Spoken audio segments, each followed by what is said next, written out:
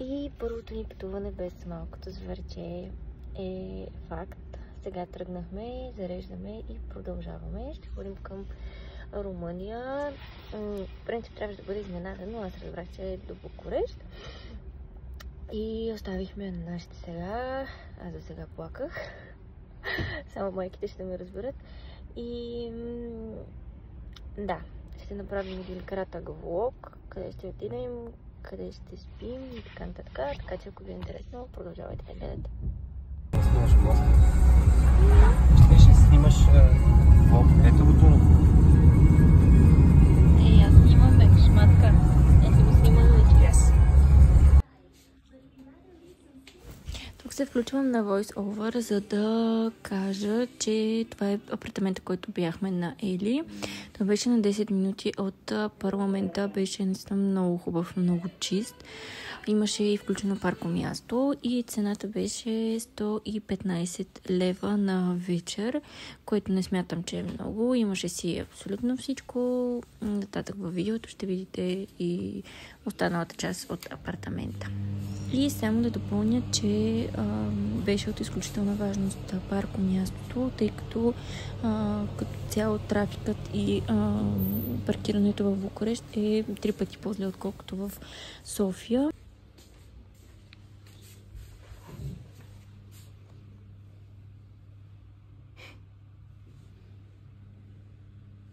Да го видим. Има супер много паркове в Букурещ, които са значително по-добри, отколкото тези в България. Това е първият, който беше като цяло в квартала, в който бяхме. Това е първият ден от пътуването ни.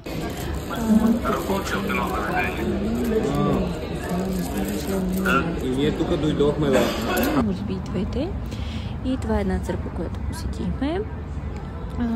От тук вземах една гривничка на племенника ми. Беше също много хубава и сигурно не беше като в България всичко да се плаща, всичките бяха безплатни. Тук вече сме в Стария град, като той е много прилича на Пловдив Стария град. И ето тук в това заведение малко по-късно ще видите и седнахме да пием нещо и имаше изпълнител на живо, беше наистина много приятно.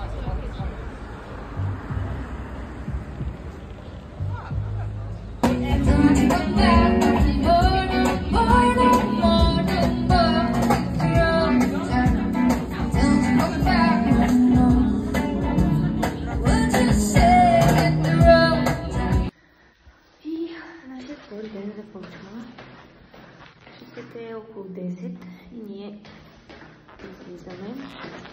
Всички ще седем до колата и тръгваме. Ще купим някъде в седмица.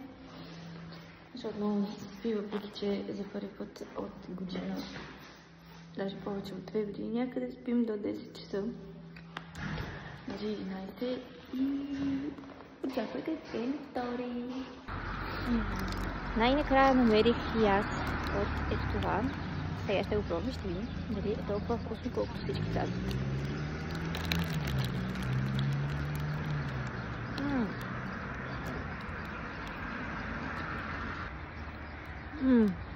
Много вкусно. А има кръмче отвътре. Да, струваше 25 леи, което е горе около 10 лева. Аз му давам 7 от 10. И вие, господин Александър? Аз му давам 8. Много е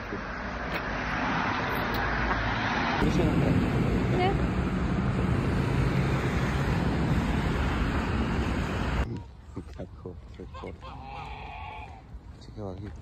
Това реално е най-големия парк в Букурещ. Мисля, че не съм много сигурна, но от него има още, както се разкарваш, има още 3 парка.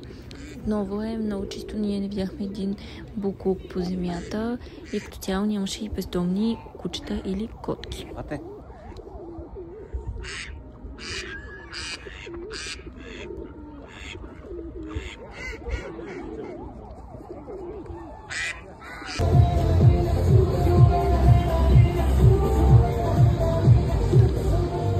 На това място си казахме, че ще дойдем с Ема, може би не това, но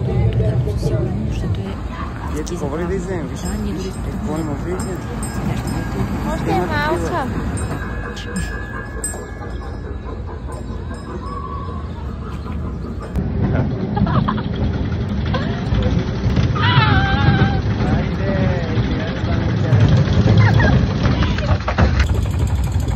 Чай да се държа. Да, виж телефона, ако виж, защото не знам къде ще отиде.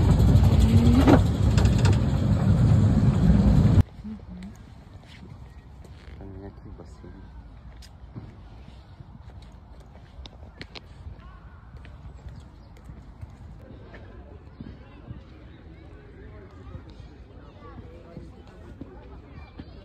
Айде, какво не седем в някой кафенце, малко да се сгреем?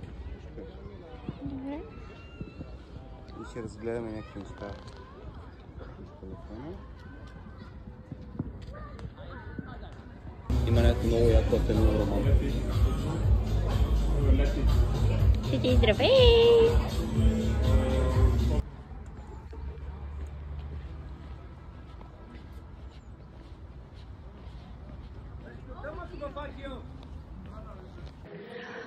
Успяхме да влезнем последни, най-вероятно. Малко съм чудена, защото навънка е доста студено, малко лучка в мен е много приятно време. Но сега сме тук в фоайето и чакаме да влезнем, да разгледаме и нататък. Какво ще може да видим, не знам, защото решихме да сме без гайд. Ами просто така да си влезнем.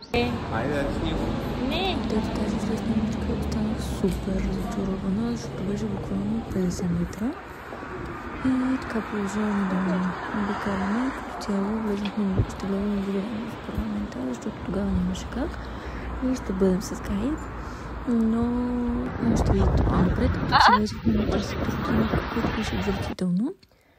И нашият последен ден е със своя край. Нашето пътуване е със своя край. Сега също сваля багажите. Аз се поправих малко, тъй като ще ходим в парламента. Нали? И отиваме там на един тур да ни разкажат. По принцип е втората по големина сграда в света след Пентагона, което е доста добре. И така ще отидем да разгледаме и след това се прибираме. Трябваме да се прибираме, защото ни чака около 6 часа, може и повече път. И да се прибираме при нашето малко зверче, че много ни липсва. И така е. Тук вече дойдохме в парламента и беше много интересна историята и фактите, които ни разказа момичето, но от към места, които успяхме да видим, изобщо не останахме очаровани, тъй като просто виждахме някакви празни стаи и тя ни разказваше.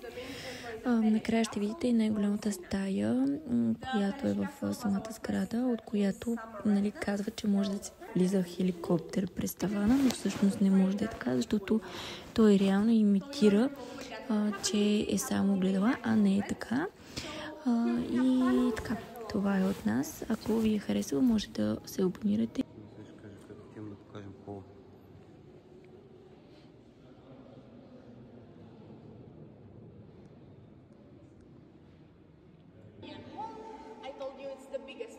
Building as it has an area of 2,262 square meters.